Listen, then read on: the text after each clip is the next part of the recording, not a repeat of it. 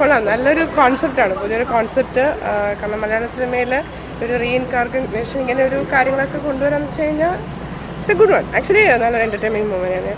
Personally എനിക്ക് നന്നായിട്ട് ഇഷ്ടപ്പെടും. കാരണം ഞാൻ ഇങ്ങനത്തെ ഡിഫറെൻറ്റ് ജോണേഴ്സ് ഇഷ്ടപ്പെടുന്നൊരു വ്യക്തിയാണ്. അപ്പോൾ നമ്മുടെ മലയാള സിനിമയിൽ ടിപ്പിക്കലി ആയിട്ടുള്ള വേയിൽ നിന്നല്ലാതെ ഇപ്പോൾ ഇങ്ങനത്തെ സിനിമാസ് വരുന്നത് അതും നമ്മൾ ലാലേട്ടൻ ചെയ്യുന്നത് സൂപ്പറായിട്ട്.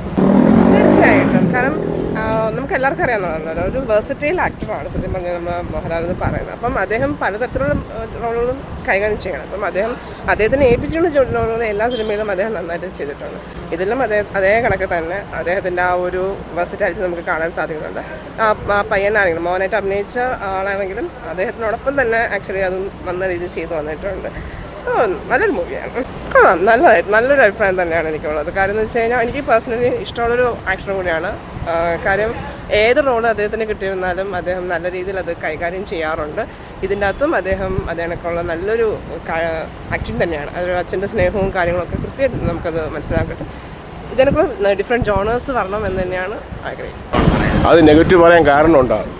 കാര്യം ഇത് ഒരു താന്ത്രിക പടമാണ്. ഇത് നമ്മുടെ ഒരു സാമൂഹിക സ്റ്റോറി അല്ല, ഒരു താന്ത്രിക പടം.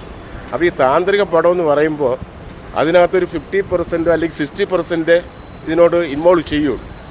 അതാണ് കാരണം. അല്ല വേറെ ഈ പടത്തിൻ്റെ കുഴപ്പം കൊണ്ടോ അഭിനയത്തിൻ്റെ കുഴപ്പം കൊണ്ടോ അങ്ങനെയല്ല. ഇതിനകത്ത് നമ്മൾ നോക്കുമ്പോൾ ഒരു താന്ത്രിക പടമില്ല, അതായത് പുരാണ ഒരു സ്റ്റോറി, അതായത് മഹാദേവനെക്കുറിച്ച് അതിൻ്റെ രീതി പുതിയ തലമുറയ്ക്ക് എങ്ങനെ ബോധ്യപ്പെടുത്തി കൊടുക്കുന്നതാണ് ഇതിൽ കാണിക്കുന്നത്. അത് നമ്മളിപ്പോൾ വിജയിച്ചില്ലെന്ന് പറയുന്നത് ഒരിക്കലും പറ്റില്ല. കാര്യം പടത്തിൻ്റെ എഫക്റ്റ് അത് കുറവൊന്നും കൊണ്ടൊന്നുമല്ല. അതിൻ്റെ ഏറ്റവും കൂടുതൽ നമ്മളിപ്പോൾ ഇറങ്ങിയപ്പോൾ തന്നെ നമുക്ക് മനസ്സിലാവുന്നത് ആ ലാസ്റ്റ് വരെ ആ പാട്ട് കേട്ടിരിക്കുകയായിരുന്നു.